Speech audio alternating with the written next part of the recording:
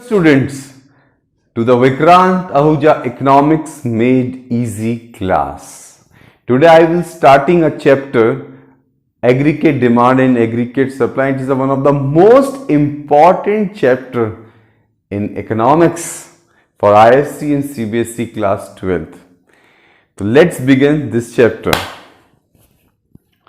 इस चैप्टर को स्टार्ट करने से पहले I want to tell you a story of this chapter which is not given in this book, and after listening to this story you will love this chapter and this chapter will become very easy for you. Now let's start the story. Long ago in France there was economics by the name of J.B. Say. This is the picture of J.B. Say. John Baptist Say. उसने कहा, जेबी Say ने कहा, अगर देश चलाना है, if you want to run the country, then there is one rule that the government should not interfere in the matter of private people.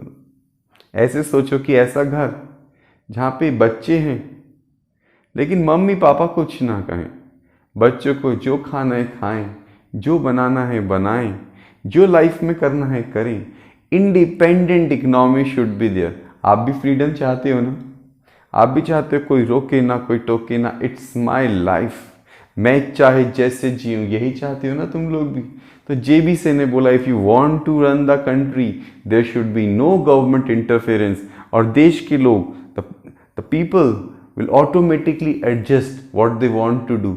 जो बनाना चाहें, इट्स अ सप्लाई, बना दो, फिर अपने आप ही वो सामान बिक जाएगा. No, important point is there. He says Whatever you will produce, जो तुम बनाओगे वो बिक जाएगा. यानी सेज लॉ क्या बोलता था? सप्लाई, यानी जो तुम बना रहे हो क्रिएट्स द डिमांड. यानी जो बनाओगे बिक जाएगा, टेंशन मत लो. बहुत अच्छा लॉ था. लोगों ने उसकी बात मान ली, लोगों ने अपने आप ही काम करना शुरू करा, वो सामान बिक जाता था. And there was no government interference. तो से लॉ क्या था? Supply creates demand. जो सामान बनाओगे वो बिकेगा. बहुत अच्छा लॉ था. अब क्या हुआ? कहानी में ट्विस्ट आया. 1920 में, 29 में यूरोपियन कंट्रीज में रिसेशन आया. अब रिसेशन का मतलब क्या हुआ? जो सामान बना रहे थे, what the goods they are producing, it is not sold. यानी कि there was supply but there was no demand. और से क्या बोलता था? Supply creates the demand. Whatever you produce it's sold, it is sold automatically. अब क्या हुआ? एक साल का रिसेशन हुआ. 29 से 30 में लोगों ने 1 ईयर वेट किया. यार जो सामान बनाया है, व्हाट वी हैव प्रोड्यूस, ये बिक जाएगा. सही बोलता था ऑटोमेटिक ठीक हो जाता है, पर वो नहीं बिका. 1931 आ गया, प्रोडक्शन बढ़ रहा है लेकिन there is no demand. Suppose करो कि सामान तुम बना रहे हो, you are making the goods, people are ready to give their services, वो जॉब के लिए तैयार हैं, सप्लाई है लेकिन डिमांड नहीं है, सामान नहीं कोई खरीद रहा है. 1932 तक की हद हो गई. When there was a great depression. अब डिप्रेशन का मतलब क्या हुआ? इकोनॉमी में कोलैप्स हो जाना. कोलैप्स होने का मतलब क्या हुआ? सामान तो है मार्केट में, प्रोडक्शन है, पर डिमांड नहीं है, पूरी इकोनॉमी कोलैप्स. अब ये सेज लॉ 1930s में फेल हो गया. These are the real pictures of the Great Depression. People want to work, but there is no work because there is no demand. It is totally failed. जेबी से का law fail हो गया क्योंकि वो कहता था कि जो सामान बनता है अपने आप बिक जाता है. जब घर में मम्मी पापा नहीं होते हैं तो ऐसे बच्चों को स्ट्रगल बहुत करना पड़ता है. मम्मी पापा एक तरह से गवर्नमेंट का काम करते हैं, सपोर्ट करते हैं. When you are in the deficiency of funds, even if you are unemployed, your mother and father save you. They give you the financial support to meet the time of the recession and depression. Recession depression मतलब when people doesn't have the job. अब से बोलता था government होनी नहीं चाहिए. There was no government and people were frustrated and there was a great depression of the 30. सामान है, excess supply, but there is no demand. तो लोगों ने कॉन्ट्रैक्शन किया सप्लाई का, सप्लाई भी कम हो गई.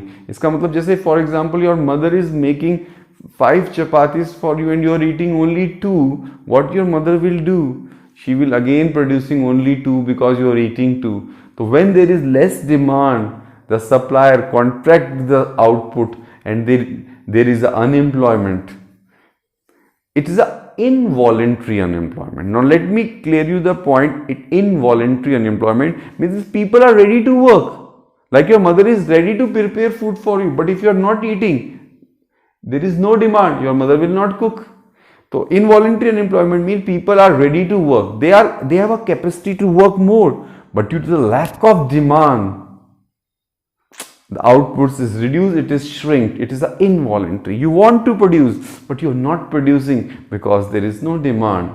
And at this point, अब इस समय पूरी गवर्नमेंट परेशान है, हैरान है लोग, क्या हो गया?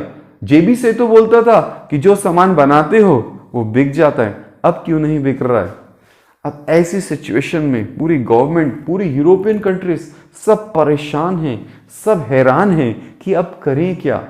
जेबी से तो मर गया लॉ देके, पर अब ऑटोमेटिक फिनोमिना यानी कि अपने आप देश नहीं चल रहा है, इट इज टोटली फेल्ड। जेबी से का लॉ फेल हो गया। वो कहता था सप्लाई क्रिएट्स द डिमांड, अब लोग कह रहे सप्लाई तो कर रहे हैं पर डिमांड क्यों नहीं हो रही है? तो पूरी इकोनॉमी कोलैप्स हो गई। अब गवर्नमेंट सोचने लग गई, रूजवेल्ट अमेरिका का प्रेसिडेंट भी सोच रहा है, यार अब करें क्या? What we should do in such a situation? Is there is anyone who can remove this unemployment from the economy? Then there is a hope, there is a ray of hope. In England, there was economics by the name of J.M. Keynes, John Maynard Keynes. This is the picture of John Maynard Keynes. He is a Britisher and he is the father of macroeconomics. और बच्चों इसी की ही book तुम पढ़ रहे हो। And he is the father of macroeconomics. He was a Britisher. उसने कहा, if you want to remove the recession, depression in the economy, you have to raise the demand. When you will raise the demand, the output will increase. उसने कहा कि JB से he was foolish and his law is childish. It's not the supply which creates the demand. It is a demand which creates the supply. देखो दोनों में difference देखो। से बोलता था जो बनाओगे बिक जाएगा, सप्लाई क्रिएट्स द डिमांड। और जॉन मेनार्ड कीन्स ने कहा, he says demand creates the supply. तुमने मम्मी को कहा कि मम्मी मैं आज 4 पराठे खाऊंगा, your mother will make the 4 parathas for you. Demand creates the supply. If people will are ready to buy the goods, they are ready to spend their money, automatically the producer will get encouraged and they will produce more and they will employ more people. तो उसने कहा कि if you want to increase the employment, output, income and employment, if you want to increase, the effect what you can do in the economy is to create the demand. If you create the demand, तुम demand बढ़ाओ तो अपने आप ही सामान बिकने लगेगा और लोगों को एम्प्लॉयमेंट मिलेगा। लोगों को बात समझ में आ गई, गवर्नमेंट को समझ में आई बात, लेकिन इसने कहा कि to increase the demand at the time of recession there is a need of the government. If the government will support the economy, if government will put the money in the economy, government पैसा डाले market में, it's a pump priming, जैसे हवा खत्म हो जाती है football में से, what you will do, you will pump prim, हवा भरोगे तो इकोनॉमी को फूल जाएगी।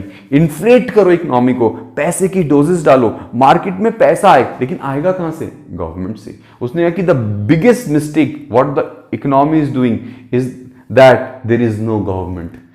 अगर गवर्नमेंट होती है तो गवर्नमेंट सपोर्ट कर सकती है कि गवर्नमेंट का पैसा बहुत है, तुम्हारे मम्मी पापा के पास पैसा होता है कि तुम्हें सपोर्ट कर देते हैं, और जब तुम्हें पास जॉब नहीं है तो मम्मी पापा तब भी तुम्हें पैसा देते हैं and you can have your education, your food and you can live a life. तो उसने कि गवर्नमेंट अगर अब आ जाती है कंट्री में पैसा डालने के लिए, बिग पुश दे दे, बिग पुश मतलब हैवी अमाउंट ऑफ मनी डाले, तो इसके बाद क्या होगा? गवर्नमेंट इन्वेस्ट करेगी तो लोगों के पास पैसा आएगा। अगर एक के पास पैसा आया वो दूसरे को देगा, फिर उसके पास आए वो उसको देगा। Your father has given you the pocket money, you will spend this pocket money. तुमने मान लो कि वहां पे बाजार में जाके कुछ चाउमीन खा ली, उसके बाद क्या होगा? चाउमीन वाला अपने बच्चों को देगा, उसके बच्चे आगे देंगे। तो इस तरह से क्या होता है? पैसा अगर एक के हाथ में आता है, फिर दूसरे के, तीसरे के, चौथे के हाथ में आता रहता है, तो इट्स अ मल्टीप्लायर इफेक्ट। उसने कि लेकिन first round is taken by the government. The government should come in the market to combat the deflation. अगर गवर्नमेंट आती है तो डिफ्लेशन ठीक हो सकता है, वरना नहीं हो सकता। और गवर्नमेंट जब पैसा खर्च करेगी तो उसके बाद लोगों के पास पैसा आएगा, वो पैसा खर्च करेंगे। तो he says if you create the demand the unemployment is removed. तो ये इस चैप्टर की समरी थी। तो छोटे से पॉइंट याद रखते हैं। तो कीन्स ने क्या बोला? डिमांड इंपॉर्टेंट है, सप्लाई इंपॉर्टेंट है। कीन्स ने बोला डिमांड इज मोर इंपॉर्टेंट। तो इसलिए इस चैप्टर को जब तुम पढ़ोगे तुम देखना डिमांड ओरिएंटेड है, हर बार डिमांड के आगे पीछे घूमता है, क्योंकि सप्लाई तो अपने आप हो जाती है।